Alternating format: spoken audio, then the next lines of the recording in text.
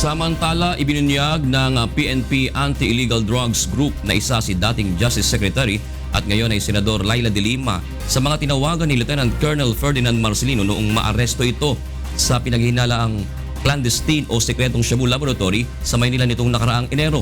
Narito ang hataw na balita ni Roderick Mendoza. Ilang opisyal umano ng pamahalaan ang tinawagan ni Lieutenant Colonel Ferdinand Marcelino nang maaresto sa isang bahay sa Santa Cruz, Manila nitong Enero.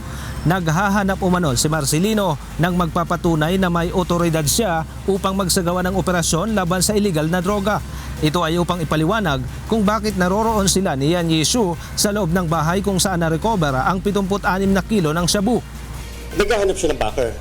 Kaya nga tinawagan ni si General Anyo, tinawagan si Director Pedrosa, and even Secretary de Lima. Siguro naghahanap siya ng backer during that time.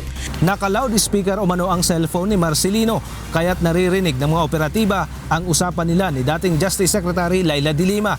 Ngunit hindi umano ito binigyan ng otorisasyon ng dating kalihim.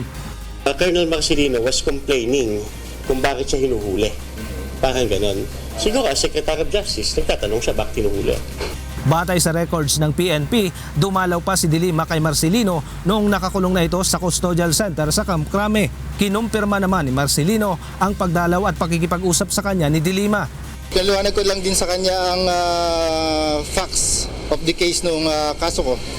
Ipipresenta ng PNP ang recording ng pag-uusap ni Marcelino at de Lima bilang ebidensya sa kaso nitong possession of illegal drugs.